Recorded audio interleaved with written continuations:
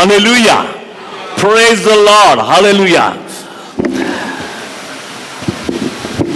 एक महत्वाची गोष्ट आहे की तुम्ही देवाचा आदर त्याला देऊन त्याच्या मंदिरामध्ये प्रवेश करा, कारण देव त्याच्या मंडळीमध्ये आहे. हालेलुया. आज तो आमच्यामध्ये आहे आणि निश्चितच त्याचं गौरव आमच्या प्रत्येकाच्या द्वारे तो करून घेत आहे. या शेवटच्या काळामध्ये एक महत्वाची गोष्ट आहे जी आम्हाला करायची आहे, तो म्हणजे देवाचा सहवास. मला जास्तीत जास्त देवाच्या सहवासात राहायचं. माझ्या विचारांमध्ये, माझ्या मनामध्ये, माझ्या कृतीमध्ये, माझ्या बोलण्यामध्ये, माझ्या ऐकण्यामध्ये मला अशा रीतीने वचनाचं जीवन जगायचं आहे की मला देवाचा सहवास प्राप्त व्हावा. मला तुम्हाला सांगू द्या की पुष्कळ वेळा लोक धार्मिक खूप होतात पण देवाच्या जवळ जात नाही. त्यांना वाटतं मी देवासाठी हे करतो, मी देवासाठी ते करतो, मी ते सॅक्रिफाईस केलेलं आहे किंवा मी काहीतरी त्याग केलेला आहे. परंतु देवाला ते नको आहे. देवाची इच्छा ही आहे की मनुष्याने देवाच्या जवळ असावं, त्याच्या सानिध्यातला त्याने उपभोग घ्यावा. म्हणून अनेक वेळा एखाद्या व्यक्तीचं वर्णन करताना त्याच्या मिनिस्ट्री कशा आहेत, किती तो गेला, किती तो फिरला, किती लोकांना भेटला, यावरून लोक त्याचं अवलोकन करतात. परंतु मला तुम्हाला सांगू द्या की सर्वात श्रेष्ठ व्यक्ती तो जो देवाच्या पायाजवळ बसलेला आहे. म्हणून मरियेला त्याने सांगितलं, मार्तेनं मरियाविषयी तो म्हणतो की मरियेने चांगला वाटा निवडून घेतलेला आहे. आज मी कोणता वाटा निवडून घेतला? मिनिस्ट्रीच्या द्वारे लोकांचा सहवास मिळवणे किंवा त्यांच्या संगती राहणे, एंटरटेनमेंट करणे, प्रवासाला जाणे किंवा सेवेसाठी सर्वत्र फिरणे. या सगळ्या गोष्टीपेक्षा महत्वाची गोष्ट ही आहे की तो मनुष्य किती देवाच्या पायाजवळ बसलेला आहे, देवाच्या सहवासात तो राहत आहे. त्याचं प्रार्थनामय जीवन, त्याचं शास्त्र वाचन, त्याचं समर्पण, त्याची नम्रता, समेटाची देणगी, या सगळ्याच्या द्वारे हे लक्षात येतं की तो मनुष्य देवाच्या पायाजवळ आहे. हालेलुया. पुष्कळच असं होतं की लोक जरा वचनाचा त्यांचा चांगला अभ्यास झाला किंवा त्यांना एक विशिष्ट गोष्ट प्राप्त झाली किंवा मिनिस्ट्री प्राप्त झाली तर त्यांना वाटतं की आता आपलं काम काय, की ती सेवा कशी आहे, ती सेवा कशी आहे, तो पुस्तकात काय लिहिलंय, त्या व्यक्तीला तो पुढं आहे का तो माग आहे, याच्यापेक्षा दुसरं ते मंथन करतच नाही. त्यांच्या डोक्यात सतत तेच विचार असतात मिनिस्ट्री संबंधी. परंतु येशू ख्रिस्त मिनिस्ट्रीपेक्षाही मोठा आहे. आमेन. तुम्ही करत असलेल्या कामापेक्षाही तो मोठा आहे. तुम्हाला मिळालेल्या ज्ञानापेक्षाही तो मोठा आहे. तुमच्या उपास प्रार्थनापेक्षाही तो मोठा आहे. हालेलुया. म्हणून या जगातल्या गोष्टीकडे पाहून देवाच्या जवळ जाण्याचं तुम्ही बंद करू नका. तर माझं जे कर्तव्य आहे की मला देवाच्या सहवासात राहायचं आहे. मला माहिती आहे की जो व्यक्ती देवाच्या सहवासात राहतो त्याच्या जीवनामध्ये देव अद्भुत कार्य करतो. त्याला देवाची ओढ लागते. सगळ्यात महत्वाची गोष्ट माणसांची नव्हे, देवाची ओढ लागते. त्याला सतत प्रार्थना करायची वाटतं, त्याला एकत्र यावंसं वाटतं, त्याला वाटतं की जे मला मिळालं ते लोकांना सांगावं. शमरोनी स्त्रीने सांगितलं तसं की तिला जे कळालं ख्रिस्तापासून त्या विहिरीवर, आणि तिला कळालं की हा कोणी सामान्य व्यक्ती नाही, हा मसीहा आहे, हा तारणारा आहे. म्हणून घागर तिथेच टाकली आणि सर्व गावामध्ये फिरली आणि सर्व गावच्या लोकांना तिने सुवार्ता सांगितली. प्रियानो, हा बदल आमच्या जीवनामध्ये होतो. ज्यावेळेस मला ख्रिस्ताच्या सहवासात राहतो त्यावेळेस मला सांगावंच वाटतं येशू जिवंत आहे. ज्यावेळेस मी ख्रिस्ताच्या सहवासात राहतो त्याने आमच्यासाठी काय काय केलं हे मला सांगावंच वाटतं. मला तारण कसं प्राप्त झालं हे मला सांगावं असं वाटतं. म्हणून आज महत्वाची गोष्ट ही आहे. काही लोक आपल्या भाषणाला महत्त्व देतात, काही लोक आपल्या गाण्याला महत्त्व देतात, काही लोक वाद्य वाजवण्याला महत्त्व देतात, काही लोक लिडरशिपला महत्त्व देतात. पण मला सांगू द्या, या सगळ्यापेक्षाही मोठा परमेश्वर आहे. जो मनुष्य देवाच्या सहवासात राहतो, त्याच्या सहवासात वेळ घालवतो, तो प्राप्तमय जीवन जगतो, तो व्यक्ती खरोखर देवाला प्रिय असा व्यक्ती. म्हणून दाविदा संबंधी परमेश्वर तो माझ्या मनासारखा आहे, तो माझ्या मनासारखा आहे. का? 46 स्तोत्रामध्ये होतो, परमेश्वराच्या मंदिरात माझी निरंतर वस्ती व्हावी, त्याचे मनोरूपी पाहत राहावे. माझ्या परमेश्वराकडे मी त्याचं मनोरूपी पाहत राहावं, ती त्याची प्रार्थना आहे. वास्तविक पाहता हे जे मन आहे आमच्या भाषेमध्ये, जगाच्या भाषेमध्ये, ही स्त्रीचं मन आहे की एकटक चित्राकडे वराकडे पाहत राहावं, त्याचं मनोरूपी पाहत राहावं, त्याच्या मंदिरात माझी वस्ती व्हावी. हे जे विचार आहेत, तर मला तुम्हाला सांगू द्या की दाविदाच्या मनामध्ये हे विचार आलेले आहेत. याचा अर्थ की त्याला देवाविषयीची ओढ आहे, त्याचं लक्ष देवाकडे. हरणी जशी पाण्याच्या प्रवाहासाठी लुलपते, तसा हे देवा माझा जीव तुझ्यासाठी लुलपतो. म्हणून विश्वास या नात्याने देवाजवळ असणं, त्याच्या सहवासात राहणं, त्याच्यापेक्षा मोठी गोष्ट कोणती नाही. जो मनुष्य देवाच्या सहवासात राहतो, त्याने केलेल्या मिनिस्ट्रीपेक्षा ती गोष्ट फार मोठी आहे. जो व्यक्ती देवाच्या सहवासात राहतो, तो चांगला वक्ता असल्यापेक्षाही मोठी गोष्ट आहे.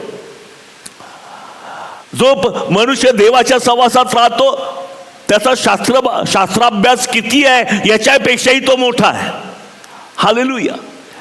म्हणून मला तुम्हाला हे सांगायचं आहे की शेवटच्या काळामध्ये आम्हाला देवाच्या जवळ जवळ राहण्याची गरज आहे. आम्हाला माहिती आहे की अलीशा एलियाच्या पाठोपाठ जवळ जवळ चालत होता. एलिया म्हणाला की मला सोडून जा, पण अलीशा म्हटला मी तुला सोडणार. त्याचे मित्र म्हणाले त्याला सोड, तुला माहिती का असं होणार आहे. तो म्हटला गप्प बसा, मी त्याला सोडणार नाही.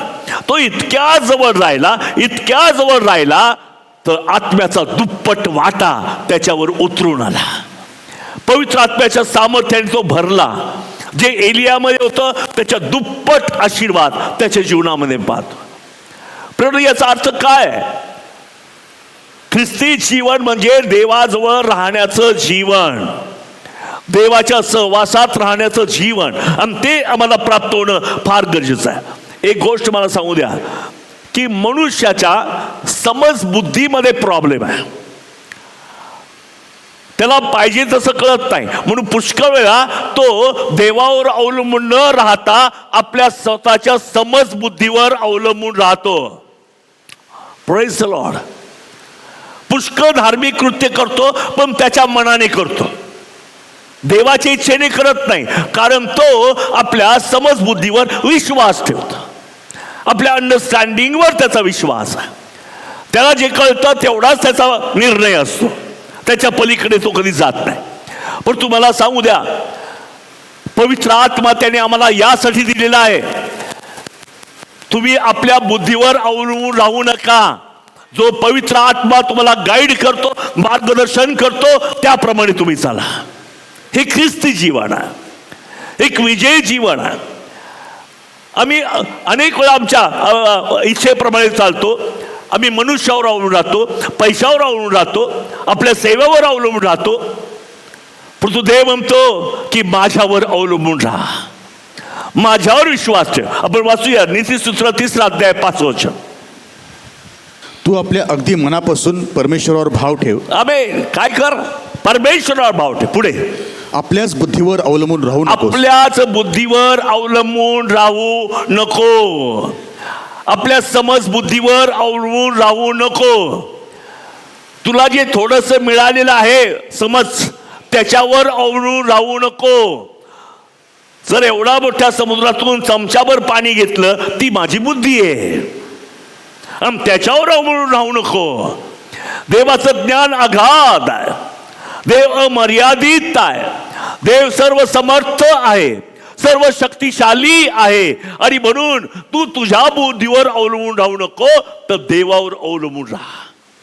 हालेलुया. माझ्या समजपेक्षाही तो मोठा आहे, मला जे कळतं त्याच्यापेक्षाही मोठा आहे.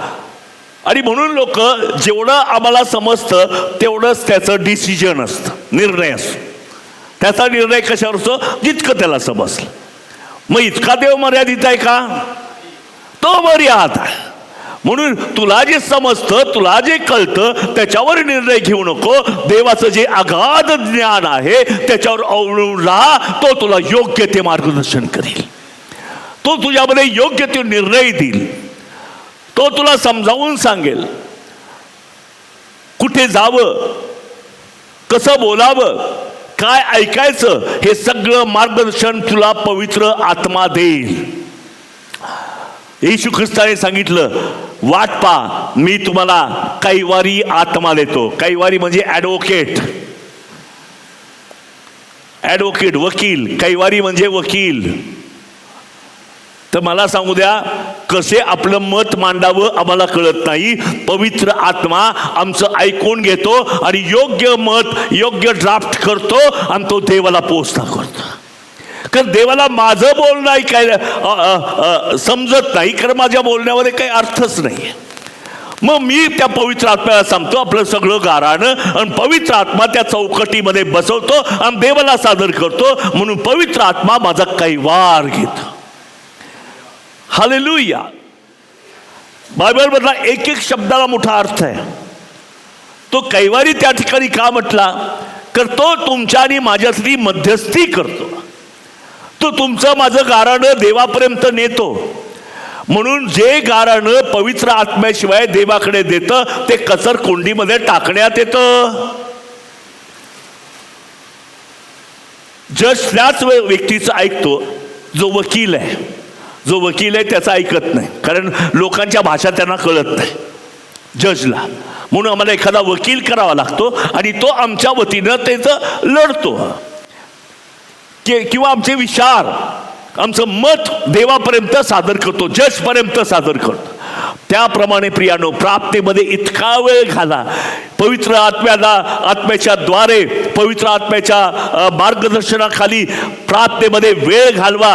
पवित्र आत्मा तुमच्या प्रार्थना ऐकेल आणि योग्य ते देवाला सादर करेल. म्हणजे तुमची प्रार्थना देवापुढे मांडली जाईल. आणि जज जो देव आहे तो तुमच्यावर अन्याय कधीच होऊ देणार नाही. हालेलुया. कधीच होऊ देणार नाही, कारण तुम्ही त्याचे लोक आहात. आणि म्हणून या गोष्टीचा अतिशय महत्त्वाचा आहे. म्हणून माझं जर नेतृत्व आहे, समजा मी लीडर आहे, तर माझ्या लिडरशिपवर अवलंबून राहू नका, किंवा मी स्वतः माझ्या लिडरशिपवर भरोसा ठेवू नये, तर देवाच्या मार्गदर्शनावर विश्वास ठेवण्याची आज गरज आहे. एखादा लीडर असेल, सगळं पाळक आहे, लीडर आहे, त्याला वाटतं मी फार चांगली पाळकीय पण करतो. मग कधी कधी तो स्वतःच्या मनावर अवलंबून राहतो. जे त्याला वाटतं ते तो करतो, जे त्याला बरं वाटतं ते समजतो, आणि त्यामुळे पुष्कळशा चुका होतात. पण तू जर लीडरशिपनं पवित्र आत्म्याचं ऐकलं तर देव त्याला सांभाळून घेतो, देव त्याचं रक्षण करतो. म्हणून या जगामध्ये इतकी मी कधी कधी मला असं वाटतं की अनेक सेवा हे का व्यक्तीसारख्या दिसतात, पण कार्टून सारख्या पण दिसतात. म्हणजे सेवा आहे, पण कुठेतरी नाकच मोठं झालेलं आहे, कुठंतरी कानच मोठं झालेलं आहे, कधी कधी तर तोंडा इतके दात दिसतात. कार्टून पाहिले का तुम्ही? अशी विकृत अवस्था मंडळीची झालेली आहे. किंवा अनेक ठिकाणी लोकांकडे, त्यांच्या लिडरशिपकडे पाहिलं तर एक विकृती पाहायला मिळते. जसं देवाला पाहिजे तसं न होता आम्ही एखाद्या कार्टून सारखे बनतो. पण देवाची इच्छा आहे की आम्ही त्याच्या सदृश असावा, त्याच्या सहवासात त्याच्याकडे पाहून त्याच्यासारखं बनण्याचा आम्ही प्रयत्न करावा. तेव्हा एक चांगली मिनिस्ट्री, चांगली लिडरशिप, चांगलं विश्वासणारं व्यक्तिमत्व देव आम्हाला देणार. म्हणून आपल्या बुद्धीवर अवलंबू नका. पुष्कळ मिनिस्ट्रीमध्ये मी हे पाहतो की लीडर आपल्याच बुद्धीवर अवलंबून राहतो. कधी कधी तर असं ऐकायला मिळतं जी शास्त्रात आहे त्याच्या तोंडामध्ये कधीच नसतं, जे त्याच्या मनात आहे ते सगळं बोलायला लागतो. हालेलुया. शास्त्रात आहे ते काय सांगत नाही, पण जे त्याला वाटतं ते बोलायला लागतो. जे त्याच्या मनात आहे, जे त्याचं स्वप्न आहे, त्याच्यातून तो बोलायला लागतो. परंतु लिडरशिप हे आपल्या मनचं बोलत नाही, तर जे शास्त्रात आहे तेच बोललं जातं. हालेलुया. Praise the Lord. म्हणून आम्हाला देवाच्या सहवासात वेळ घालवण्याची गरज आहे, कारण तो आम्हाला योग्य मार्गदर्शन करतो. आपल्याच बुद्धीवर अवलंबून राहू नका, तर देवावर विश्वास ठेवा. मी तर म्हणतो विश्वासापेक्षाही पुढची गोष्ट भरवसा. हालेलुया. आता एखाद्या एक दुसरा मुलगा असेल आणि त्याला जर वर उचलून घेतलं तो रडेल, पण ज्यावेळेस डॅडी असा उचलून वर उडवतो त्यावेळेस त्याला भीती वाटत नाही, कारण त्याचा भरोसा आहे माझा डॅडी मला पकडेल, माझा डॅडी मला पकडेल. मला कधीच भीती वाटणार नाही, शंका सुद्धा येणार नाही, मी पडेल का हा विचार सुद्धा येणार नाही, कारण तो त्याच्यावर कंट्रोल त्याच्या डॅडीचा आहे. म्हणून जो व्यक्ती देवाच्या सहवासात राहतो त्याच्यावर कंट्रोल त्याच्या डॅडीचा आहे. सेनाधीश परमेश्वराचा त्याच्यावर कंट्रोल. तो त्याला पडू देणार नाही, तो त्याला झेलून धरेल, तो त्याचा पुरवठा करील. अशक्य गोष्ट त्याच्यासाठी देव शक्य करील. की पॉवर कोणामध्ये आहे? त्याच्या डॅडीमध्ये, त्याच्यात नाहीये. आम्ही तर केवळ एकच फरक आहे जगातल्या लोकांना आमच्या लोकांमध्ये, की आमच्यामध्ये येशू आहे, जगात तो नाही. पण जगात जे मोह येतात ते म्हणून आध्यात्मिक व्यक्तीच्याही जीवनावर येतात. ज्या परीक्षा जगिक लोकांवर होतात त्या परीक्षा आमच्यावरही होतात. विश्वासनात जे शंका त्यांच्या जीवनात आहे ना, जो संशय त्यांच्या जीवनात येतो, तो संशय शंका आमच्याही जीवनामध्ये येतात. पण फरक एकच आहे, तिकडे येशू ख्रिस्त नाही, इथं येशू ख्रिस्त आहे आणि तो येशू ख्रिस्त माझ्यावर कंट्रोल करत आहे, तो मला झेलून धरतो. म्हणून आपल्या बुद्धीवर अवलंबून राहू नको, तुझ्या धार्मिकतेवर अवलंबून राहू नको, तुझ्या टॅलेंटवर अवलंबून राहू नको, तुझ्या कर्मावर अवलंबून राहू नको, तुझ्या नावावर अवलंबून राहू नको, तर देवावर अवलंबून राहा, त्याच्यावर भरोसा ठेव. ज्यावेळेस आम्ही निर्भीड डोळे झाकून देवावर भरोसा ठेवतो, मला माहिती आहे देवा मला झेलून घ्यायला तू समर्थ देव आहे, हे प्रभू मला योग्य मार्गदर्शन करायला तू समर्थ देव आहेस. माझे डोळे बंद आहे, मला काही दिसत नाही. आहेत डोळे आहेत तर लगेच मला शंकरशेठ रोड दिसायला लागेल. परंतु ज्यावेळेस मी डोळे झाकतो त्याला शंकरशेठ रोड दिसणार नाही, मग देवाचा मार्ग दिसायला लागेल. हालेलुया. याचा अर्थ आम्ही देवावर अवलंबून आहोत. मनुष्यावर नाही, तर देवावर माझी भिस्त आहे, माझा भरोसा आहे. मला कोण पुरविल? देव पुरविल. करिंथ नावाच्या ओळाजवळ एलियाला जायला सांगितलं आणि तो गेला, बिनधास्तपणे गेला. आता करिंथ नावाच्या त्या ओळाजवळ चूल पण नाही, भाकर नाही, काहीच नाही, काही खायला काहीच नाही. पण त्याने विचार केला नाही की मला कोण खायला देईल. त्याला एकच माहिती आहे, देवाने मला पाठवलंय, मला खायला देण्याची जबाबदारी माझ्या देवाची. हालेलुया. ज्यावेळेस तुम्ही देवाचं काम करता तुम्हाला काळजी करण्याची गरज नाही, कारण तुमचा पुरवठा करणारा परमेश्वर आहे. आमेन. ज्यावेळेस तुम्ही त्याच्यावर विश्वास ठेवता, भरोसा ठेवता, तुमच्या प्रॉब्लेम कोण सोडविल त्याची काळजी करू नका, कारण तुमचा देव जिवंत आहे. Praise the Lord. म्हणून देवावर विश्वास ठेव. आपल्या समजबुद्धीवर विश्वास ठेवू नको. समजबुद्धी तर कधी हे सांगते, कधी ते सांगते. कधी कधी एखादी गोष्ट मला चुकीची वाटते, पण कालांतराने ती गोष्ट मला खरी पण वाटायला लागते. हे माझं अंडरस्टँडिंग आहे, समज असा आहे. तर ते लिमिटेशन आहे. एखाद्या व्यक्तीविषयी विचार करताना मला जरा वाईट वाटतं, परंतु कालांतराने त्याच व्यक्तीविषयी मला असं वाटतं त्यांनी चांगलं केलं, कारण माझ्या अंडरस्टँडिंगला बेसच नाहीये, मूळच नाहीये. माझं समजबुद्धी ही देवाच्या वचनावर आधारलेली असावी, देवाच्या इच्छेवरती आधारलेली असावी. आणि म्हणून आमची दिशाभूल कधीच होणार. Praise the Lord. बायबल सांगतं, इब्रिकाचं पत्र याचा 12वा अध्याय आणि त्याचं 24 आणि 25 फार महत्वाचं वचन आहे, जे मी मगाशी देवाच्या कृपेच्या द्वारे बोललो. आज पुन्हा तुम्हाला सांगतो. इब्रिकाचं पत्र याचा 12वा अध्याय 24 आणि 25. नव्या कराराचा मध्यस्थ येशू, नव्या कराराचा मध्यस्थ येशू आणि शिंपडण्याचे रक्त याजवळ आला आहात. आमेन. फार महत्वाची गोष्ट आहे. नव्या कराराचा मध्यस्थ येशू म्हणजे वधस्तंभावरचा ख्रिस्त, हातापायात खेळलेला. नव्या कराराचा मध्यस्थ ख्रिस्त आणि शिंपडण्याचे रक्त म्हणजे ख्रिस्त फक्त वधस्तंभावर टांगला नाही, तर त्याला खाली काढलं आणि त्याचं रक्त वेदीवर शिंपडण्यात आलं. वेदीवर शिंपडलं याचा काय अर्थ काय आहे? तुमच्या प्रत्येक प्रश्नाचं उत्तर देवाने तुम्हाला दिलेलं आहे.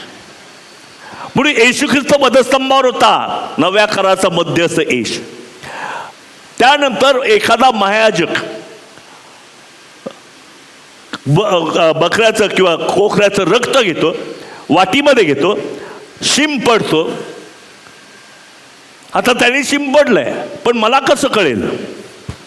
हॅलो, त्याने शिंपडलंय, मला कसं कळेल देवाने आमचं यज्ञ स्वीकारलाय? तर मला तुम्हाला सांगू द्या, तिसऱ्या दिवशी तो बाहेर आला. महायाजक ज्यावेळेस बाहेर येतो त्यावेळेस लोक टाळ्या वाजवतात आणि म्हणतात, देवाने माझं अर्पण स्वीकारलेलं आहे, शिंपडण्याचं रक्त. हे मेन. म्हणजे येशू ख्रिस्त वधस्तंभावर होता, त्याचं कबरेत गेला, त्याचं रक्त त्याने वेदीवर शिंपडलं. तिसऱ्या दिवशी तो बाहेर आला आणि काय सांगतो? भिवू नका, मी जगाला जिंकलेला आहे. हालेलुया. तुमच्या रोगाला घाबरू नका, तुमच्या प्रश्नांना घाबरू नका, तुमच्यावर येणाऱ्या हल्ल्यावर घाबरू नका. तुम्ही कदाचित मागे गेले असेल, निराश होऊ नका. देव तुम्हाला पुढे घेऊन येणार आहे, कारण तुम्ही शिंपडण्याच्या रक्ताच्या जवळ आलेले आहात. शिंपडण्याचं रक्त काय सांगतं? तुझ्या सर्व पापांची क्षमा केलेली आहे आणि तुला मी पवित्र केलेलं आहे. हे मॅन, हालेलुया. येशू ख्रिस्त सुद्धा वधस्तंभावर गेला, त्याच्या रक्ताच्या द्वारे त्या वेदीवर दयासन कृपासन याच्यावर जे रक्त शिंपडलं, त्याच्यामुळे त्याने डिक्लेअर केलेलं आहे, पुनरुत्थानाच्या द्वारे डिक्लेअर केलेलं आहे, तुमच्या पापांची क्षमा झालेली आहे आणि आत्तापासून तुम्ही पवित्र आहात. हे मॅन. म्हणून इब्री 10:10 मध्ये म्हटलेलं आहे की एकदाच झालेल्या अर्पणाच्या द्वारे तुम्ही कायमचे पवित्र झालेला, एकदाच. हालेलुया. आता दुसरा बकरा वरायची गरज नाही, एकदाच अर्पण झालंय, ते सर्व काळासाठी. अनेक लोकांनाही गॉस्पल नीट अभ्यासलं नाही. त्यांना वाटतं ही एक कथा आहे, चला आपण स्वीकारूया आणि आपण आतापासून ख्रिस्ती जीवन जगूया. पण गॉस्पल स्वीकारणं म्हणजे गॉस्पलवर विश्वास ठेवणं, शुभवर्तमानावर विश्वास ठेवणं आणि कबूल करणं. शिंपडण्याच्या रक्ताच्या द्वारे माझ्या पापाची क्षमा झाली आहे, आजपासून मी देवाचं मूल आहे. हा जो विश्वास आहे तो आम्हाला गॉस्पल मधली पॉवर प्रगट करतो, आमच्या जीवनातून देवाचं सामर्थ्य प्रगट होतं. आणि म्हणून ही गोष्ट फार महत्वाची आहे की आता आम्ही देवाच्या जवळ आहोत. आणि म्हणून जास्तीत जास्त प्राप्तीत वेळ घालवा, अभ्यास करा. अंडरस्टँडिंग मध्ये देवाचं वचन असू द्या, आया बायाच्या काण्या घेऊ नका. समजबुद्धीमध्ये नाही का, तिबत्याला पौल म्हणतो, आया बायाच्या काण्यापासून दूर राहा. म्हणून अशा आया बायाच्याच नाही, आता बाब्याच्या पण कानावर निघा. त्याच्यापासून दूर राहा. फक्त या अंडरस्टँडिंग मध्ये देवाचं वचन घ्या. ते देवाचं वचन तुमचं योग्य मार्गदर्शन करेल. अनेक लोकांना वाटतं मी काय करावं मला कळतच नाही, मी काय करावं कळत नाही. याचा अर्थ त्याने वचन वाचलेलं नाही किंवा वाचलं असेल त्याच्यावर विश्वास ठेवला नाही. जर त्याने वचन वाचलं त्याच्यावर विश्वास ठेवला, त्याला म्हणावं लागणार नाही मी आता काय काय काय करावं मला कळत नाही. त्याला माहिती आहे की माझ्या पुढे देवाने मार्ग तयार केलेला आहे. जगातला कोणी तुमचा मार्ग बंद करो, देवाकडचा मार्ग कोणी बंद करू शकत नाही. हे मैं हा देवावरचा भरोसा. आपल्याच बुद्धीवर अवलंबून राहू नको. समजा मी म्हटलं नगरला जावं सकाळी, माझ्या अंडरस्टँडिंग प्रमाणे सकाळी नगर, पण कुणी तर सांगतं जाऊ नका, तिथं फार गरम होते, उष्णता फार वाढलेली तिकडं. मग मी ठरतं नको नगरला नको, आता आपण साताऱ्याला जाऊया. माझ्याच बुद्धीवर अवलंबून आहे. पण पवित्र आत्मा तुम्हाला काय करायचंय, त्या अतिउष्ण प्रदेशात सुद्धा तुम्हाला तो झऱ्याचं स्थानच वाटणार आहे. तुम्हाला शांत वारे पाहायला मिळणार. योनाच्या दिवसामध्ये पाहिलं का, शांत वारे वाहिले म्हणजे परिस्थिती बदलली. तुम्ही जिथे जाल देव तुमच्यासाठी परिस्थिती बदलून टाकणार आहे. कोणी मनुष्य बदलणार नाही, देव बदलून टाकणार आहे. देव परिस्थिती तुमच्या फेवरमध्ये करणार आहे. देव तुमच्यासाठी प्रार्थना, तुमची प्रार्थना देव ऐकेल. कारण तुमच्या समजबुद्धीमध्ये जगातल्या विचारांना नव्हे तर देवाच्या वचनांना घेतलेलं आहे. ते वचन तुमच्यामधून कार्य केल्याशिवाय राहणार नाही. योग्य ते मार्गदर्शन देव तुम्हाला करणार. आणि पुढे फार महत्वाची गोष्ट आहे की आम्ही देवावर विश्वास ठेवा. ज्यावेळेस आम्ही देवावर विश्वास ठेवतो, त्याच्या वचनावर विश्वास ठेवतो, त्यावेळेस मी आत्म्याच्या प्रेरणेने चालतो. आमेन. म्हणून देवावर विजय मिळवायला पाहिजे. तो उपास तापास करून उपयोग नाही. आत्म्याच्या प्रेरणेने चाला, म्हणजे देह वासना पूर्ण करणारच नाही. म्हणजे वचनाप्रमाणे चाला. तर इथं 100 दिवस उपास करतो, वचनाप्रमाणे चालत नाही, तो कधीतरी बदलेल का हो? कधीच बदलणार. माझी मिनिस्ट्री फार मोठी आहे, मला फार ज्ञान मिळालेलं आहे, मला सगळं समजतंय, ते तुम्हाला बदलणार नाही. तुम्ही देवावर जे अवलंबून आहात त्याच्यामुळे देव तुमच्यामध्ये बदल घडवणार आहे. परिस्थिती तो बदलून टाकणार आहे. आणि याकडे आम्ही विशेष प्रकारचं लक्ष देणं हे गरजेचं आहे. हालेलुया. अनेक लोक स्वतःचे प्रयत्न करतात आणि शेवटी फेल्युअर पाहतात.